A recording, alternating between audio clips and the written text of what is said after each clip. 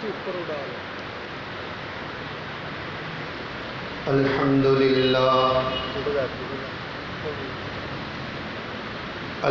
لله نحمده ونستعينه ونستغفره ونؤمن به ونتوكل عليه ونعوذ بالله من شرور أنفسنا ومن سيئات أعمالنا من يهده الله فلا مضل له ومن يضلله فلا هادي له ونشهد أن لا إله إلا الله وحده لا شريك له ونشهد أن سيدنا وسندنا ومولانا محمدا عبده ورسوله أما بعد فقد قال الله تبارك وتعالى في القرآن المجيد أعوذ بالله من الشيطان الرجيم بسم الله الرحمن الرحيم لا تقربوا الزنا إنه كان فاحشا وساء سبيلا صدق الله العظيم وصدق رسوله النبي الكريم ونحن على ذلك لمن الشاهدين والشاكرين والحمد لله رب العالمين اللهم صل على سيدنا مولانا محمد وعلى آل سيدنا مولانا محمدا عبده ورسوله اللهم صل على سيدنا مولانا محمد بعدد أوراق الأشجار وبعدد أخطار الأمطار وبعدد دواب البرار والبحار اللهم صل على سيدنا مولانا محمد كما هو أهله ومستحقه محترم المقام قابل احترام حضرات سامعین کرام بزرگان دین السلام علیکم ورحمۃ اللہ وبرکاتہ۔ گزشتہ جمعہ میں نے آپ حضرات کے سامنے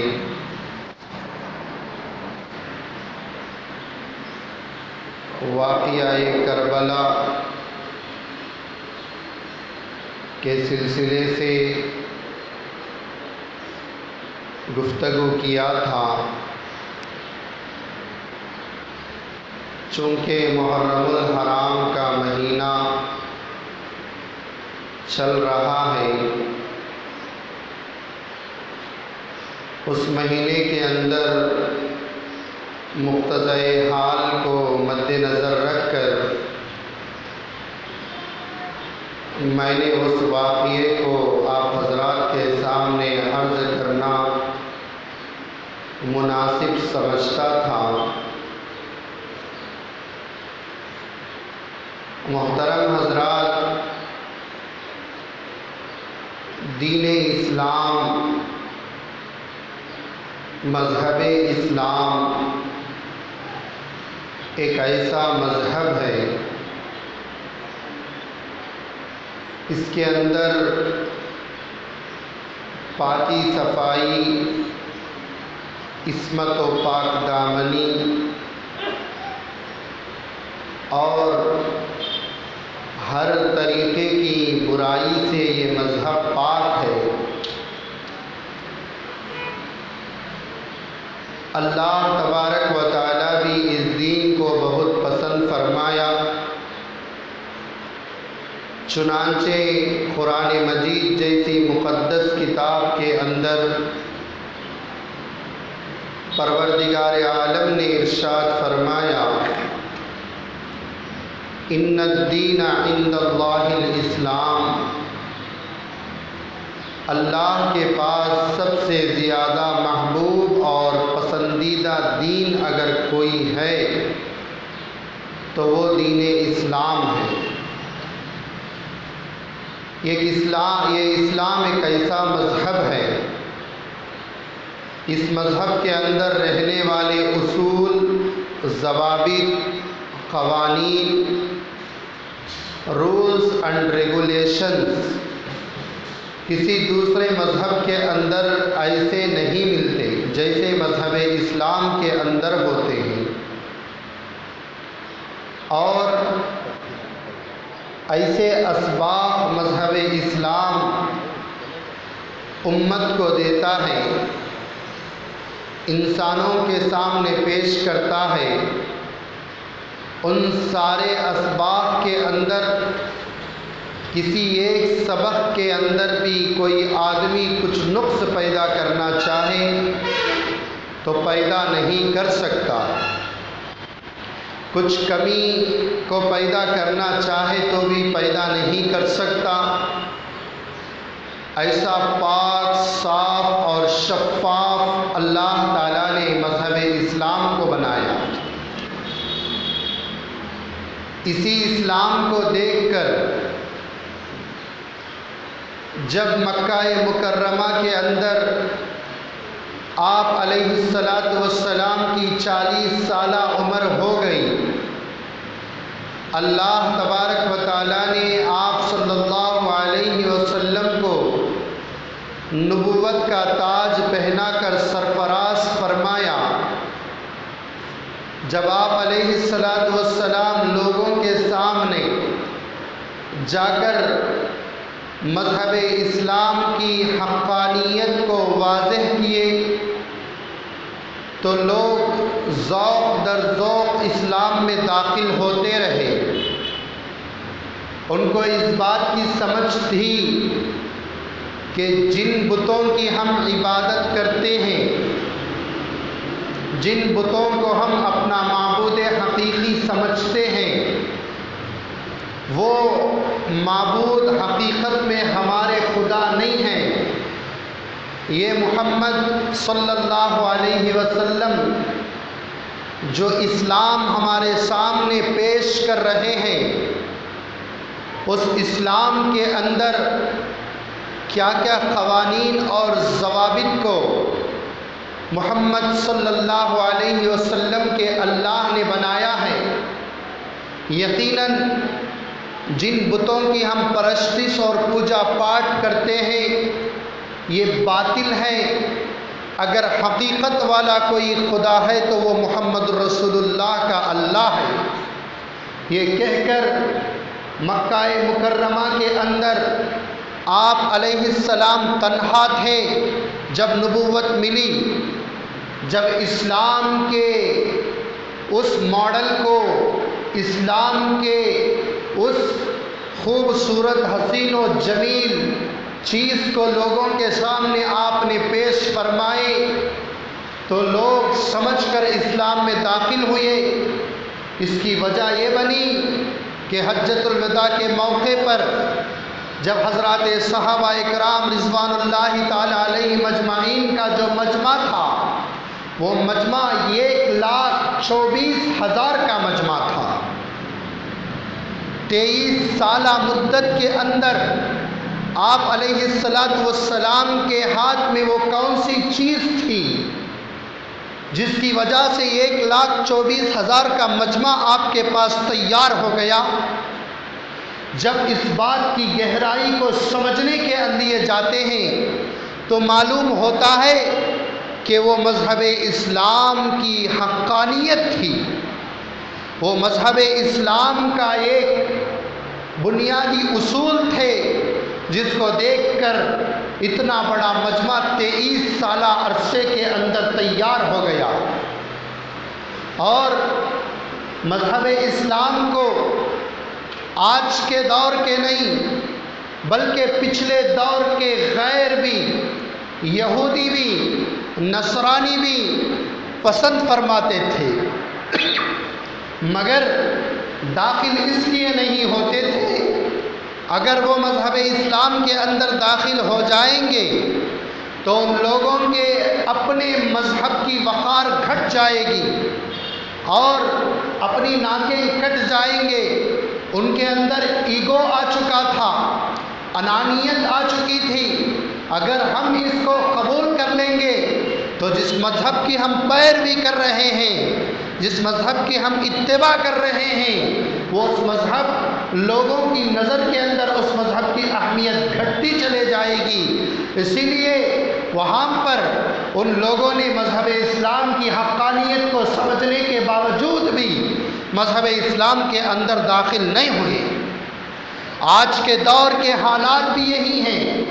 تورات کو ماننے والا بھی جانتا ہے کہ مذہب اسلام سچا مذہب ہے، انجیل کو ماننے والا بھی جانتا ہے کہ مذہب اسلام سچا مذہب ہے، رامائن اور مہابھارت کو ماننے والا، گیتا کو پڑھنے والا بھی جانتا ہے کہ مذہب اسلام سچا اور پکا مذہب ہے، مگر آتے اس لیے نہیں ہیں کہ ان لوگوں کو معلوم ہے اگر آ جائیں گے تو جس مذہب کی ہم پیروی کر رہے ہیں اس کی اہمیت گھٹتی چلے جائے گی، اس لیے وہ لوگ آتے نہیں ہیں۔ اور اللہ تبارک و تعالیٰ نے اس اسلام کے اندر بہت سارے اصولوں کو بنایا، قوانین کو بنایا، کرنے کے کام کو بتلایا، بچنے کے کام کو بتلایا، گناہ نیکی کا ثواب بھی بتلایا، گناہ کی وعید بھی بتلایا، جنت کو بھی سامنے پیش کیا، جہنم کو بھی سامنے پیش کیا، قیامت کو بھی سامنے پیش کیا، حشر کو بھی سامنے پیش کیا، پلصراط کو بھی سامنے پیش کیا۔ بندے کے اس دنیا کے اندر آنے سے لے کر اس کے جنت کے اندر جا کر جنت کی زندگی تک کے سارے احوال کو مقدس کتاب قرآن مجید کے ذریعے سے قیامت تک آنے والے آخری انسان تک یہ پیغام پہنچا دیا ہے۔ ہر مذہب والا اپنی کتاب کی تحریف کر دیا۔ آج تورات نہ رہی، انجیل نہ رہی، ساری کتابوں کے اندر تحریف ہو گئی، مگر اللہ کی قسم، اللہ کی عزت و جلالت کی قسم کہ جو قرآن مجید جبرائیل علیہ السلام نبوت جب آپ کو ملی، جب سے لے کر 23 سالہ عرصے میں جو حروف، جو زبر اور زیر کے ساتھ لے کر آئے، آج بھی قرآن مجید کے اندر وہی موجود ہے۔ ایک زبر اور زیر پیش اور جزم کے برابر کی تبدیلی بھی قرآن کے اندر نہیں ہوئی۔ یہ مذہب اسلام کی حقانیت ہے۔ اور جب اس قرآن کو لوگ سننے پڑے، مکے کے لوگ، مدینے کے لوگ، عرب حضرات جب قرآن کو سنے تو ان کے دل کے اندر ہیبت طاری ہو گئی۔ واقعی یہ کسی عام معمولی انسان کے بنائی ہوئی کلام تو نہیں ہو سکتا، یہ تو یقیناً وہ اللہ ہی بنایا ہوگا۔ ایسا کلام بنانے والا پہلوان آج تک کوئی پیدا نہیں ہوا۔ قرآن مجید کے ذریعے سے اللہ تبارک و تعالیٰ اس دنیا کے ہر انسان تک اپنا پیغام پہنچا دیا۔ اے مسلمانوں، تم نماز قائم کرو، زکوٰۃ ادا کرو، حج کرو، روزہ رکھو، اور جو جو بنیادی اصول ہیں اس کو بیان کیا، اور جو گناہوں سے بچنے کو کہا، تم شراب پینے سے بچو، سود لینے سے بچو، زنا کرنے سے بچو۔ مذہب اسلام ان سارے چیزوں کی پابندیاں اپنے اندر عائد کر کر بندوں کو اللہ تعالیٰ نے ایک ایسے دائرے کے اندر رکھا جس کو شریعت کہتے ہیں۔ اس کے دائرے میں رہ کر مسلمان ہو، انسان ہو، اگر زندگی گزارے گا تو دنیا اور آخرت میں فلاح اور کامیابی خراب ہو جائے گا۔ اگر دائرے سے اور اس باؤنڈری سے تھوڑا بھی آگے ہٹ کر چلا جائے گا تو انسان کی تباہی اور بربادی کے حالات اس پر شروع ہو جائیں گے۔ یہ اللہ کا قانون ہے، یہ اللہ کا ضابطہ ہے۔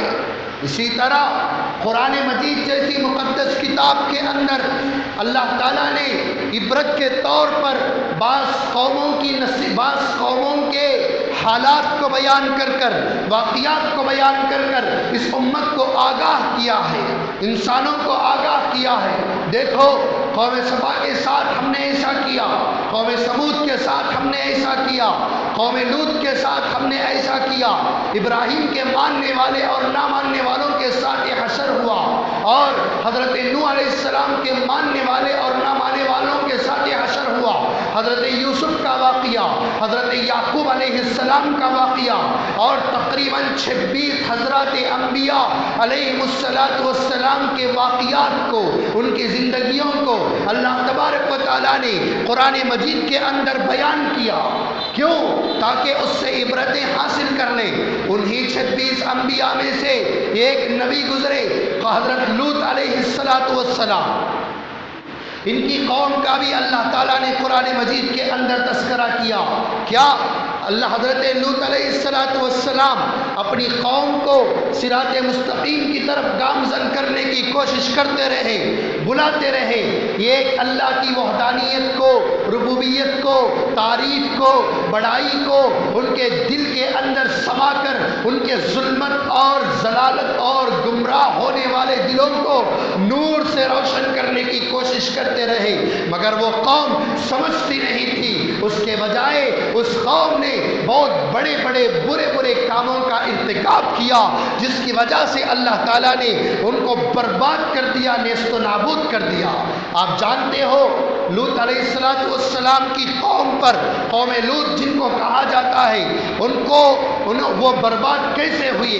اللہ تعالیٰ ان کے اندر وہ کون سی ناپسندیدہ چیز کو دیکھ لیا جس کی وجہ سے اللہ نے ان کو نیست و نابود کر دیا اور زمین کے اندر ان لوگوں کو دھسا دیا۔ اس کی کیا وجہ تھی؟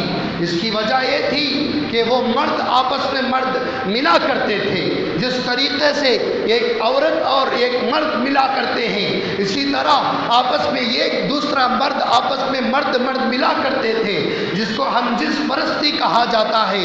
یہ کام قوم لوط کیا کرتی تھی۔ اللہ تعالیٰ ہر چیز کو برداشت کرتا ہے مگر بے حیائی کو برداشت نہیں کرتا، عریانیت اور فحاشی کو برداشت نہیں کرتا۔ اللہ کو یہ بہت ناپسندیدہ کام ہے۔ یہ کام کو دیکھ کر فرشتوں کی چیخیں نکل گئی جب مرد آپس میں مرد دوسرے مرد سے ملا کرتے تھے۔ یہ کام کو دیکھ کر فرشتے چیخ اٹھے۔ اللہ کے نبی نے فرمایا قوم لوط جب آپس میں ملا کرتی تھی اس وقت اللہ کا عرش لرز جاتا تھا، کانپ جاتا تھا، اتنا خطرناک کام تھا وہ۔ اور حضرات علماء نے لکھا ہے لوط علیہ السلام کی قوم اس برائی کے کرنے پر اللہ تعالیٰ ان پر 5 عذابات کو بھیجا۔ کتنے عذابات؟ 5 عذابات۔ ایک سب سے پہلا عذاب ان کی اس زمین پر زلزلہ آ گیا، پوری زمین ہل گئی، لوگ ہل گئے اور اس زلزلے کے اندر وہ منہمک ہو گئے۔ دوسرا، اللہ نے ان کے اوپر پتھروں کی بارش کو برسائی اور فرشتوں کی چیخیں نکل آئی اور ان کے چہرے مسخ اور بڑے برے اور بدترین ہو چکے تھے، اور اللہ تعالیٰ ان کو زمین کے سمیت الٹ کر اوپر سے نیچے تک جبرائیل آ کر اٹھا کر پھینک دیے۔ علماء نے لکھا ہے 3000 کلومیٹر کا فاصلہ، 3000 میل ایسا اس علاقہ قوم لوط علیہ السلام جہاں پر موجود تھی، اس جگہ کا علاقہ ابھی بھی آج بھی 3000 کلومیٹر تک زمین کے اندر دھسا ہوا ہے۔ اس وقت اللہ کا وہ عذاب ان پر آیا تھا۔ کیوں؟ صرف ایک وجہ سے، آپس میں مرد دوسرے مرد ملا کرتے تھے، اسی کو ہم جنس پرستی کہا جاتا ہے۔ اس وجہ سے اللہ تعالیٰ ان کو برباد کیا۔ یہ کام کرنے سے اللہ نے اب سے نہیں، حضرت آدم علیہ السلام سے لے کر قیامت تک آنے والے آخری انسان کے لیے اللہ تعالیٰ اس کام کو پسند نہیں کرتا کہ یہ مرد دوسرے مرد سے آپس میں ملے، جس کو ہم جنس پرستی کہا جاتا ہے۔ آپ کو معلوم نہیں ہے کہ یہاں پر ایسی ایسی چیزیں دیکھنے کو ملتی ہے کہ مرد آپس میں مرد ملنے کے جو ہے کوئی جرم جس کو سمجھا نہیں جاتا، کوئی گناہ اس کو سمجھا نہیں جاتا، بلکہ لکھ کر ان کو دے دیا جاتا ہے یہ کوئی گناہ ہی نہیں ہے، یہ کوئی جرم ہی نہیں ہے۔ یہ حالات آج ہم کو دیکھنے کو ملتے ہیں۔ اسی طرح اللہ تبارک و تعالیٰ قرآن مجید کے اندر بہت ساری چیزوں سے آگاہ کیا ہے، ڈرایا ہے اپنے لوگوں کو، اپنے بندوں کو۔ کیا ڈرایا ہے؟ کہا وَلَا تَقْرَبُوا الزِّنَا، اے میرے بندو تم زنا کرنے کی تو دور کی بات، تم زنا جیسی برائی میں مبتلا ہونے کا تو دور کی بات، تم زنا کے قریب بھی مت جاؤ۔ اللہ نے پیغام دیا تم زنا کے قریب بھی مت جاؤ، کرنے کی تو دور کی بات ہے اس کے قریب تک مت جاؤ۔ انہو کان فاحشہ، اس لیے کہ بہت برا عمل ہے، یہ بہت برا عمل ہے، وساء سبیلا، اور بڑا ہی برا راستہ ہے، گندا راستہ ہے، ناپاک راستہ ہے۔ اس کام کو تم مت کیا کرو۔ یہ کام کرنے سے بہت سارے نقصانات ہوتے ہیں، چہرے کی رونق ختم ہو جاتی ہے، گھر کے اندر کی برکت ختم ہو جاتی ہے، اپنے اندر رہنے والی قوت باق کے اندر کمی محسوس ہوتی ہے۔ یہ سارے کام کرنے سے بچو۔ اللہ کی یہ تعلیم ہے، اللہ کا یہ حکم ہے کہ اپنے بندوں کو آگاہ کر رہا کہ ان برائیوں سے تم بچا کرو۔ اللہ کے نبی علیہ السلام کے پاس ایک آدمی آیا، آ کر کہا کہ یا رسول اللہ صلی اللہ علیہ وسلم آپ مجھے زنا کی اجازت دیجئے۔ اللہ کے نبی علیہ السلام اس کو ڈانٹا نہیں، اس کو تماچا نہیں مارا، اس کو کچھ نہیں کہا، بلکہ اس کو بٹھایا اور پوچھا کہ بھائی بتا میرے بھائی، کیا تو یہ پسند کرتا ہے کہ تیری ماں سے کوئی زنا کرے؟ تو کہا نہیں میں نہیں پسند کرتا۔ کیا تو یہ پسند کرتا ہے کہ تیری بہن سے کوئی زنا کرے؟ کہنے لگا کہ میں اس کو بھی پسند نہیں کرتا۔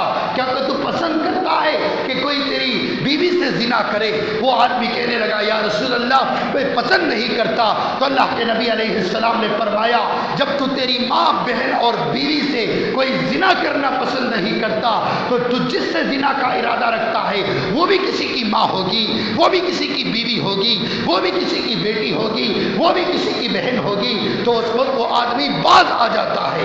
تو اللہ کے نبی علیہ السلام نے فرمایا زنا کرنے کی تو دور کی بات، زنا جن چیزوں سے ہوتا ہے ان سے، ان آلات سے، ان چیزوں سے اور ان اسباب سے آپ بچا کرو۔ یہی اسباب ہیں جو آپ کو زنا کرنے پر ابھارتے ہیں، اس برائی کرنے پر ابھارتے ہیں۔ افسوس ہے کہ بہت سارے حکیموں سے ہماری ملاقات ہوتی ہے، حکیم صاحب سے جب پوچھا گیا تو حکیم صاحب حالات بتاتے بتاتے کہتے ہیں آج کے نوجوان اپنی ازدواجی زندگی سے بڑے پریشان ہیں۔ پوچھا گیا کہ کیوں حکیم صاحب کیا ہو گیا؟ تو کہتے ہیں کہ بات دراصل یہ ہے آج کا نوجوان اپنی جوانی کا ناجائز استعمال کرتا ہے اور رات میں اور اس جو ہے اینڈرائڈ موبائلوں کے ذریعے سے اور جو ہے موبائلوں کے ذریعے سے فحاشی اور گندی تصاویر کو دیکھنے میں لگ جاتا ہے، جس کی وجہ سے اپنی ساری جوانی کو اس جگہ پر برباد کرتا ہے۔ بعد میں چل کر جب اس کی شادی ہوتی ہے، ہونے کے بعد وہ حکیموں کے پاس آ کر کہتا ہے کہ مجھے کچھ دوائی بنا کر دے دو تاکہ میری ازدواجی زندگی کے اندر میں کامیاب ہو جا سکوں، میں میرے بیوی کا صحیح طرح حق ادا کر سکوں۔ یہ آج کے دور کے حالات ہیں، آج کے دور کے حالات ہیں۔ انہی آلات سے بچنے کی، انہی اسباب سے بچنے کی تعلیم اللہ کے نبی نے اپنی امت کو دے کر گئے ہیں۔ مثلا انسان جب زنا سے بچنا چاہتا ہے تو اس کے گندے خیالات جو اس کے دماغ کے اندر جنم لیتے ہیں اس کو اپنے دماغ سے اس بیج کو بوئے بغیر اس کو اکھاڑ کر پھینک دے، جب جا کر سمجھے کہ ہمارا دماغ پاک ہے، ہمارے دل کے اندر جو گندے خیالات پیدا ہوتے ہیں اس کو نکال دے۔ جب ہمارا دل پاک ہوتا ہے اور زنا جیسی بدترین برائی سے رکنے کا ہمارے لیے ایک سبب اور ذریعہ بن جاتا ہے۔ عرض کرنے کا مقصد یہ ہے کہ ہمارے شریعت مطہرہ کے اندر اللہ تبارک و تعالیٰ نے بہت سارے چیزوں کے کرنے سے منع کیا ہے۔ زنا کرنے سے منع کیا، چوری کرنے سے منع کیا، ڈکیتی ڈالنے سے منع کیا، ظلم کرنے سے منع کیا۔ اللہ کے نبی علیہ السلام نے فرمایا اگر کوئی آدمی ان باتوں کی مجھے ضمانت دے دے کہ میں یہ باتوں ان کاموں کے اندر میں منہمک نہیں ہوتا، یہ کام کو میں کر لیتا ہوں، تو اس آدمی کے لیے میں جنت کی ضمانت دیتا ہوں۔ اللہ کے نبی نے خود فرمایا پہلی چیز جب بات کرے تو سچ بولا کرے، اور اپنے شرمگاہوں کی حفاظت کرے، اور جب آپ راستے سے چلتے ہو تو نگاہوں کو نیچے رکھ کر چلے، اور جب آپ کے پاس کوئی امانت دیتا ہے تو اس امانت کے اندر آپ خیانت نہ کریں۔ یہ ساری چیزیں اللہ کے نبی علیہ السلام نے اپنی امت کو کہہ کر گئے کہ زنا نہ کرے، زنا کے قریب بھی نہ جائے، زنا کے اسباب سے بچے۔ یہ اللہ کے نبی کی اپنی امت کو تعلیم ہے۔ کیوں آج کے دور میں یہ ساری دیکھنے کو ملتی ہے کہ مسلمان اور انسان کن کن چیزوں کے اندر آج گرفتار اور منہمک ہو چکا ہے۔ مگر افسوس اس بات کی ہے کہ آج ہندوستان کے اندر جو حکومت ہے، مرکزی حکومت، اس نے شریعت کے اندر مداخلت کرنے کی کوشش کر رہی ہے۔ تقریباً 2 سال سے ان کی ایک مہم چل رہی ہے۔ وہ یہ کہہ رہے ہیں، کبھی آیا 3 طلاق پر حملہ کیا، کبھی مسلم پرسنل لا پر حملہ کیا، کبھی 4 شادیوں پر حملہ کیا، کبھی ہم جنس پرستی پر حملہ کیا، کبھی اب تو نیا ایک طریقہ شروع ہو گیا۔ ان کی نظر میں تو 2 شادیاں کرنا جرم ہے، 3 شادیاں کرنا جرم ہے، مگر ان کو یہ جرم نظر نہیں آیا کہ ایک شوہر کے رہتے ہوئے اپنی بیوی کسی دوسرے مرد سے ناجائز تعلقات قائم کر لے تو کوئی گناہ نہیں ہوگا۔ کسی ایک آدمی کا کسی اپنی بیوی کے رہتے ہوئے کسی دوسری عورت سے ناجائز تعلقات قائم کر لے کوئی گناہ نہیں ہوگا۔ یہ آج سپریم کورٹ کا فیصلہ ہندوستان کے اندر جاری ہو گیا۔ گویا کہ مغربی تہذیب، مغربی تمدن جو رشیا کے اندر ہوتا ہے، امریکہ کے اندر ہوتا ہے، فرانس کے اندر ہوتا ہے، یہ مغربی قوانین کو یہ ہندوستان کے اندر لوگ رائج کر کر مسلمانوں کے ایمان کو اور ساری انسانیت کو برباد کرنا چاہتے ہیں۔ جس کام کے، جس عمل کے بنا پر قوم لوط پر عذاب آیا، اس پر بھی کچھ پابندی ہندوستان میں نہیں لگی کہ آپس میں مرد مل کر شادی کر سکتا ہے، وہ زندگی گزار سکتا ہے۔ جس طرح میاں بیوی اپنی زندگی گزارتے ہیں، ایسا مرد آپس میں شادی کر کر زندگی گزار سکتا ہے، اپنی جنسی خواہشات کو پورے کر سکتا ہے، عورت کے ساتھ شادی کر کر اس کے جنسی خواہشات کو پورے کر سکتی ہے۔ اگر ایسے کرنے کے بعد کوئی آ کر پولیس کے سامنے کیس کو درج کرے، اس کا کیس نہیں چلے گا، اس لیے کہ ہندوستان کے قانون کے اندر آج کے بعد سے یہ کوئی جرم نہیں رہا، یہ کوئی گناہ نہیں رہا۔ یہ کہہ کر انہوں نے بل کو پاس کر کر اپنے اس فیصلے کو سنا دیا۔ تو بتاؤ مسلمانوں، ہندوستان سارے اس دنیا کی نظر کے اندر کس سطح کو جا کر پہنچے گا جب یہ کام پورے ہندوستان کے اندر عام ہو جائے؟ شیطان کو تو اور بھی بہترین موقع مل جائے گا۔ یہ شیطان تو غیروں پر محنت کرنا چھوڑ دیتا ہے۔ کیوں؟ اس لیے کہ غیر جاتا ہی جہنم کے اندر۔ غیر کے لیے تو اللہ نے جنت کا وعدہ نہیں کیا، اللہ کے نبی علیہ السلام نے غیر کے لیے جنت کی پیشین گوئی نہیں دی۔ اللہ کے نبی نے یہ فرمایا الدنیا سجن المؤمن و جنت الکافر، دنیا مومن کے لیے قید خانہ اور کافر کے لیے جنت ہے۔ جب یہ چیزوں کو معاشرے کے اندر بتایا جاتا ہے کہ حکومت ان چیزوں کو کوئی جرم قرار نہیں دیتی، تو شیطان مسلمانوں کے خصوصاً نوجوانوں کے دماغوں کے اندر وار کر کر ان کاموں کو کرنے تک چھوڑتا نہیں۔ یہ شیطان کی چال ہو سکتی ہے، چال ہو سکتی ہے۔ اس ملک کے آزاد کرنے کے خاطر، اس ملک کے پیچھے ہمارے اسلاف، ہمارے اکابر، ہمارے بزرگان دین، اکابر دارالعلوم دیوبند، بڑے بڑے اسلاف اس ملک کو امانت کے طور پر اس ملک والوں کے سپرد کر گئے کہ اس وقت تو قانون کو بنا، اس وقت جو ہے وہاں پر دستور کو بنا کر انہوں نے گیا۔ آج اس دستور کو مٹا کر، اس دستور کو ختم کر کر ایک نیا دستور، ایک نیا قانون اس ملک کے اندر رائج کرنا چاہتے ہیں۔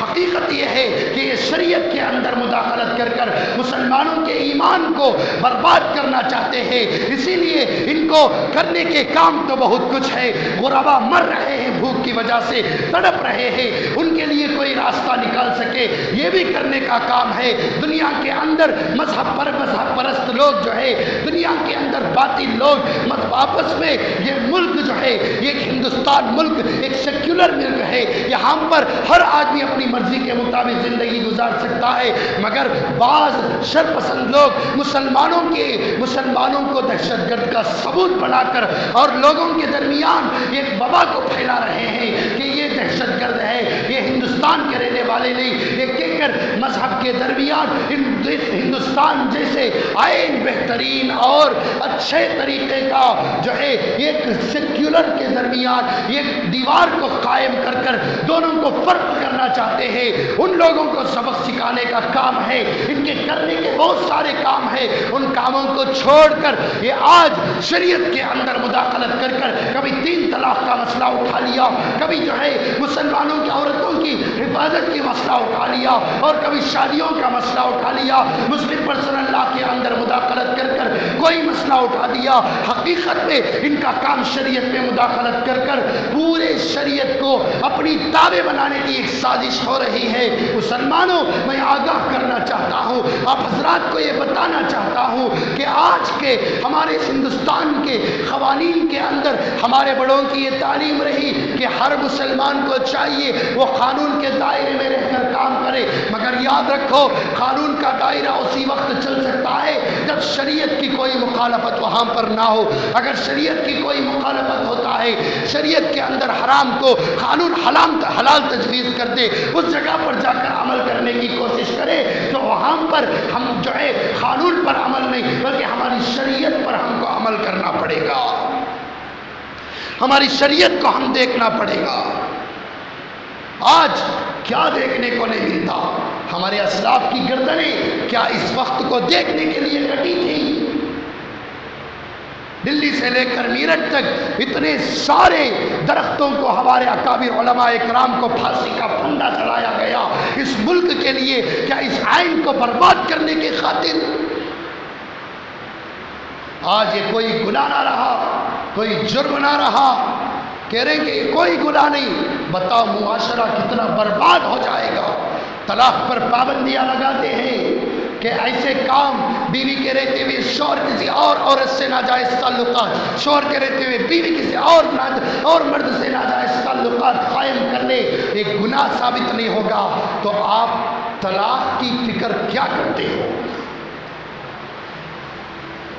اس کے اندر کیا فائدہ محسوس ہوا؟ بتانا یہ چاہتا ہوں کہ قانون کو شریعت کے دائرے کے حد تک ہی ہندوستان کے مسلمان کو گزارنا پڑتا ہے، قبول کرنا پڑتا ہے، تسلیم کرنا پڑتا ہے۔ اگر شریعت کے اندر قانون مداخلت کر کر حرام کو حلال تجویز کر کر پیش کرے تو اس وقت مسلمان کا یہ حق نہیں بنتا کہ وہ قانون کی مانے، اپنے آئین کو باقی رکھے۔ کیا کیا دیکھنے کو نہیں مل رہا ہے؟ دشمنان اسلام کیا کیا بغاوتیں آج نہیں کر رہی ہیں؟ مسلمانوں کی تباہیاں ہو رہے ہیں۔ اللہ تعالیٰ نے فرمایا اگر کوئی آدمی زنا کرتا ہے، اگر وہ شادی کے بغیر آدمی ہے تو اس آدمی کو کوڑے مارا جائے، اگر شادی والا ہے تو اس کو رجم کیا جائے، پتھر کی بارش اس پر برسایا جائے۔ یہ تو شریعت کا قانون ہے، اللہ کا حکم ہے قرآن مجید کے ذریعے سے، مگر یہاں ہندوستان کے قانون کے اندر کوئی زنا کر دیا تو کوئی جرم نہیں، تو اس بات کو کوئی مسلمان تسلیم نہیں کر سکتا۔ خدا کے حکم کے سامنے وہ کتنا بھی بڑا ماں کا لال کیوں نہ ہو، اس کی بات کو نہیں مانا جا سکتا۔ اللہ کا حکم ہماری نظروں کے اندر، ہمارے خواب و خیال کے اندر مقدم ہے۔ اللہ کے حکم کے بعد اگر شریعت کے اندر کچھ اونچ نیچ نہ ہوتی ہو، جب جا کر قانون کو ہم تسلیم کرنا پڑتا ہے۔ قانون کو قبول کرنا پڑتا ہے۔ آج کیا کیا حالات دیکھنے کو نہیں مل رہے۔ ہمارے نوجوان لڑکیوں کے ساتھ کیا ہو رہا ہے، لڑکوں کے ساتھ کیا ہو رہا ہے، کالج اور اسکول یونیورسٹیوں کے اندر پڑھنے والے نوجوان کس راہ سے بھٹک چکے ہیں۔ آج امت ان سارے چیزوں کو بھول گئی۔ اس لیے مسلمانوں، اپنے اولاد کی فکر کرو، اپنے نسل کی فکر کرو، اپنے نوجوانوں کی فکر کرو۔ کئی وہ نوجوان اپنے کالج یونیورسٹی کے اندر کرنے والی حکومتی اور قانونی نصیحتوں کے اندر الجھ کر ان برائیوں کے اندر بھی مبتلا نہ ہو جائے، ان بغاوتوں کے اندر بھی مبتلا نہ ہو جائے۔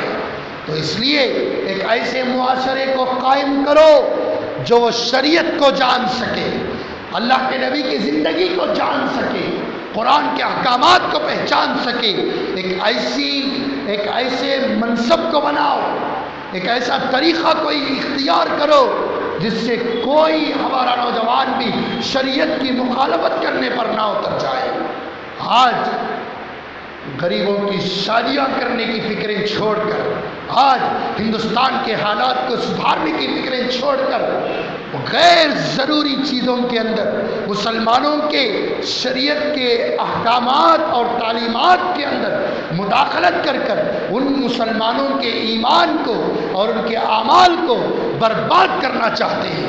مذہب اسلام پاکی کو پسند کرنے والا مذہب، آئین کو بہترین طریقے کو پسند کرنے والا مذہب، انصاف اور عدل کو پسند کرنے والا مذہب۔ یہ مذہب اسلام اس بات کی بھی اجازت نہیں دیتا، زنا کرنے کی تو دور کی بات ہے کہ کسی نامحرم عورت کے سر کا بال بھی کوئی نامحرم مرد دیکھنے کی اجازت جب مذہب اسلام دے نہیں سکتا، تو آزادی کے طور پر پوری عورتوں کو آزادی، پورے مردوں کو آزادی، جو فیشن، جو طرز، جو طریقہ مغربی ممالک کے اندر ہوتا ہے، اس کو ہمارے اس ہندوستان جس کے آزاد کرنے کے لیے انگریز جیسے وائرس کو یہاں سے مٹانے کے لیے ہمارے آبا و اجداد حضرت شاہ ولی اللہ محدث دہلوی رحمۃ اللہ علیہ، حضرت شاہ عبدالعزیز محدث دہلوی رحمۃ اللہ علیہ، قاسم نانوتوی رحمۃ اللہ علیہ، حضرت ٹیپو سلطان شہید رحمۃ اللہ علیہ، اور حضرت رشید احمد گنگوئی رحمۃ اللہ علیہ، محمود الحسن دیوبندی رحمۃ اللہ علیہ، بڑے بڑے اکابر علماء کرام اس کے پیچھے اپنے تن من دھن کی بازی لگا کر اس ملک کو آزاد کر کر ان لوگوں کے سپرد کر کر گئے، تو آج 70 سے زائد سال گزر گئے، اس قانون کو، اس دستور کو، اس آئین کو یہ لوگ بدل کر مسلمانوں کے شریعت کے اندر مداخلت کر کر ان کے ایمان کو، ان کے اعمال کو، ان کی آخرت کو، ان کی جنت کو برباد کرنا چاہتے ہیں۔ اس لیے یہ حالات کب آتے ہیں، کس وجہ سے آتے ہیں؟ کیا آپ کو معلوم ہے کہ دشمن کو ان سارے چیزوں کے اٹھانے کا موقع کب ملتا ہے؟ ہمارے اعمال کے اندر جب کمی ہو جائے، ہمارے کاموں کے اندر جب کمی ہو جائے، تو تب جا کر مسلمانوں کے دشمنوں کو اس کام کے کرنے کا ایک موقع ملتا ہے۔ آج مسلمان اعمال سے دور ہو گیا، نمازوں سے دور، احکامات سے دور، سنتوں سے دور۔ اللہ کے نبی علیہ السلام نے فرمایا، جب امت کے اندر ہمارے امتی گناہ عام ہو جائے، دین کو دین نہ سمجھے، شریعت کو شریعت نہ سمجھے، گناہوں کے اندر ملوث ہو کر آزادانہ زندگی گزارے، اس کے گناہوں کی نحوست سے اللہ تعالیٰ اس جگہ کے رہنے والوں پر ظالم بادشاہ اور ظالم ظلم کرنے والی حکومت کو اللہ تعالیٰ برباد کرتا ہے۔ اللہ کے نبی علیہ السلام کی پیشین گوئی۔ آج ہمارے اعمال کی کمی کی وجہ سے یہ سارے حالات ہم سے وابستہ ہو چکے ہیں۔ اس لیے ہم اپنے حالات کو درست کریں، ہم صراط مستقیم پر چلیں۔ اللہ نے جو احکامات ہمارے لیے لاگو کیا، اللہ کے نبی علیہ السلام نے جو تعلیمات ہمارے لیے لاگو کیا، اس پر عمل کرنے کی کوشش کریں۔ جب اس پر عمل کرتے رہیں گے تو کسی غیر کو دشمن کو یہ موقع نہیں ملے گا کہ وہ کسی کے ہمارے خلاف آواز اٹھائے۔ فجر کی اذانوں پر بعض جگہ پر پابندیاں، پوچھا گیا تو کہتے فجر کی اذان تو ہوتی ہے مگر جن لوگوں کے لیے اذان ہوتی ہے اتنے لوگ مسجد کو آتے ہیں۔ غیروں کا سوال ہے، ان کا سوال اپنی جگہ پر غلط نہیں ہے، کمی اور جو ہے اس بات کے ذمہ دار ہم ہیں۔ اذان ہوتی رہی، ہم بستروں پر سوتے رہے، غیروں کی نیند میں خلل پڑتا رہا، وہ آ کر آج سوال کر رہا ہے کہ جن لوگوں کے لیے اذان ہو رہی ہے وہ بستروں پر سونے کے بجائے اٹھ کر تمہاری مسجدوں کی طرف آ رہا ہے، اگر آ ہی رہا ہے تو آپ اذان دیجئے گا۔ یہ باتیں آج جو ہے یہاں پر دیکھنے کو مل رہی ہے، یہ ہماری کمی ہے۔ اذان کو سننے کے بعد مسلمان اپنے گھروں کے دروازوں کو کھول کر مسجد کی طرف جب آ جائے گا تو وہاں آنے کے بعد یہ باتیں ہم کو سننے کے لیے نہیں ملیں گی۔ یہ ساری کمیاں ہماری، اس کا قصور ہمارا۔ تو آج ہم کتنے بنداس ہو کر زندگی گزار رہے ہیں کہ یہاں پر ہندوستان کے قانون کو بدل کر مسلمانوں کے معاشرے کے اندر، شریعت کے اندر مداخلت کرنے کی کوشش کی جا رہی ہے، اور آج مسلمان سوتا رہے اور آج مسلمان کچھ لوگوں کو آگاہ بھی نہ کرے۔ یہ کیسا ہمارا ایمان ہے؟ میں نے کہا تھا گزشتہ جمعہ بھی کہ ایمان کے 3 درجے ہوتے ہیں۔ جب برائی ہو تو استطاعت ہو تو ہاتھ سے روکو، اگر وہ بھی نہیں ہے تو زبان سے روکو، اگر وہ بھی نہیں کم از کم دل میں برا تو سمجھو۔ اتنی برائیاں ہو رہی ہیں، اس کو دل میں برا بھی نہیں سمجھا جا رہا ہے۔ کل قیامت میں رب کعبہ حشر کے میدان میں ہم مسلمانوں سے سوال کرے گا تو اللہ کو ہم کیا جواب دیں گے؟ کیسے چہرہ بتائیں گے؟ جن کاموں کے کرنے سے اللہ نے منع کیا ان کاموں کو آج کرنے کی آزادانہ لائف اور آزادانہ زندگی ہندوستان کی یہ آئین اور ہندوستان کی حکومت اور ہندوستان کی یہ قانون دے رہا ہے، تو ہم مسلمان سوتے رہ گئے، کچھ اقدامات نہ اٹھائے تو اٹھانا نہ اٹھانا دور کی بات ہے، آپ نہ اٹھائیں تو کوئی پرواہ نہیں۔ میری اس آج کے جمعے سے آپ حضرات تک میرا یہ پیغام ہے، آپ تک نہیں بلکہ سوشل میڈیا کے ذریعے سے اس گنہگار کے بیانے جگہ جگہ پر پہنچتے ہیں، جو بھی ہمارے حضرات سنتے ہیں ان سے بھی میری یہ درخواست ہے کہ قانون کو اسی وقت تک مانا جاتا ہے جب تک کہ شریعت کے اندر کوئی اونچ نیچ نظر نہ آئے۔ اگر کوئی شریعت کے اندر رہنے والے حرام کام کو حلال بنا کر پیش کرتا ہے اس وقت قانون کے اس بات کو نہیں مانا جا سکتا بلکہ شریعت کی بات کو مانا جا سکتا ہے، شریعت کو دیکھا جا سکتا ہے، شریعت پر عمل کیا جا سکتا ہے۔ یہ لوگ آ کر آج جو ہے کن کن چیزوں پر آ کر وار کر رہے ہیں، کبھی مدارس عربیہ پر، کبھی مساجد کو تالا لگا دیا، مدارس کو تالا لگا دیا، مدارس پر الزام لگا دیا کہ مدارس کے اندر دہشت گردی کی تعلیم دی جا رہی ہے، جہاد سکھایا جا رہا ہے، تلوار کے چلانے کا طریقہ سکھایا جا رہا ہے۔ اس طرح یہ لوگ بغاوتیں کرتے رہے، آج مسلمان ہم دیکھ کر خاموش سوتے رہے۔ ان کا جواب ہم ہاتھوں سے نہ دیں بلکہ اپنے اعمال سے دیں، اپنے عمل سے ان کا جواب دیں کہ ہمارا عمل تمہاری باتوں پر یہ ہے۔ اس دور کے اندر اللہ کے نبی کے زمانے میں صحابہ کے اخلاق کو دیکھ کر غیر اسلام میں داخل ہوتے، آج ہمارے اندر وہ اخلاق کہاں چلا گئے جو نبی نے ہم کو امانت کے طور پر دے کر گئے، جو نبی نے ہم کو سکھا کر گئے۔ صحابہ چلتے تو دیکھ کر جو ہے لوگ اسلام میں داخل ہو جاتے۔ حضرت خواجہ معین الدین چشتی چل کر جا رہے تھے، لاکھوں لوگ بیعت کرنے لگے، کیوں؟ ان کے اخلاق وہ چیزیں سکھا کر گئی امت کو۔ اس لیے آپ بھی اپنے اخلاق کو سدھارو، شریعت کے دائرے میں رہ کر زندگی گزارو، داڑیاں منڈانا چھوڑو، ٹخنوں سے نیچے پہننا چھوڑو، سنتوں کے جنازے نکالنا چھوڑو، احکامات کو سر عام قتل کرنا چھوڑو، اللہ کے احکامات کو عمل کرو، نبی کے تعلیمات پر عمل کرو، جیسی نبی صحابہ نے گزاری، جیسی زندگی صحابہ نے گزاری، جیسی زندگی نبی نے گزاری، ایسی زندگی گزارنے کی کوشش کرو۔ جب جا کر دشمن کے منہ کو تالا لگ جائے گا، بولنے کا موقع نہیں ہوگا۔ مسلمانوں، آپ تک یہ پیغام ہے کہ شریعت کے اندر حکومت کے ناجائز قوانین کو آج کا چاہے وہ بچہ کیوں نہ ہو، بڑا کیوں نہ ہو، مسلمان برداشت نہیں کر سکتا۔ مسلمان کے لیے اپنی شریعت سر آنکھوں پر ہے، بعد میں ہندوستان کا یا اپنے جس ملک میں زندگی گزارتے اس کا قانون ہے۔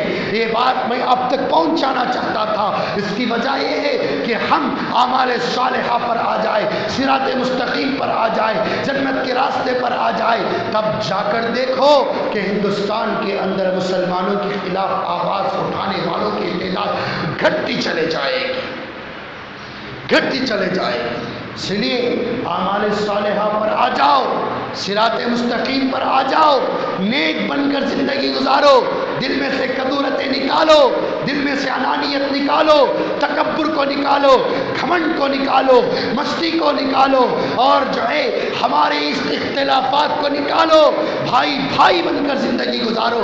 ہمارا اتحاد ہی اس وقت اس امت کے لیے ہندوستان میں بہت بڑی طاقت ہے، بہت بڑی طاقت ہے۔ مگر آج رشتہ دار کے اندر اختلاف، پڑوسی کے اندر اختلاف، جو ہے دوسرے معاشرے میں ہمارے جو ہے مسلمانوں کے اندر اختلافات کے پہاڑ آڑ بن چکے ہیں۔ پھوڑ دو ان پہاڑوں کو، توڑ دو ان دیواروں کو، محبت سے رہو، پیار سے رہو، خوشی غموں کے اندر شریک بن کر رہو۔ جب جا کر دیکھو کہ غیر اور دشمن اس طاقت سے لڑ جائیں گے، تڑپ جائیں گے، کام جائیں گے۔ آج ان کی زبانیں آج اٹھ رہی ہیں، کیوں؟ اس لیے کہ آج ہم مسلمان بکھر چکے ہیں، بکھر چکے ہیں۔ یہ آپس میں اہل حدیث، بدعتی، بریلوی، دیوبندی، تبلیغی، یہ اختلافات یہ ہمارے خاندانی مسائل ہیں، اس کو اندر رہ کر حل کرنا چاہیے۔ اس کو باہر بھی اس اختلاف کو زندہ کر کر اپنے آپ کو بربادی کے دہانے پر مت پہنچاؤ، اس ملک کو برباد نہ کرو۔ اللہ سے دعا فرمائے اللہ ہم سب کو بھی احکامات خداوندی اور تعلیمات نبوی پر عمل پیرا ہو کر زندگی بسر کرنے کی توفیق عطا فرمائے، اپنی شریعت کو مد نظر رکھ کر زندگی گزارنے کی توفیق عطا فرمائے۔ اتحاد اللہ تعالیٰ ساری امت کے اندر پیدا فرمائے، اتفاق پیدا فرمائے، اختلافات کو ختم کرے، شیاطین کے شرور، نفوس کی نفسانیت اور ہر قسم کے گناہ سے بچ کر زندگی گزارنے کی اللہ تعالیٰ ہمیں اور اس امت مسلمہ کو توفیق عطا فرمائے۔ اللہ ہم سب کو کئی سنی باتوں پر عمل کی توفیق عطا فرمائے۔ آمین و آخر دعوانا ان الحمد للہ رب العالمین۔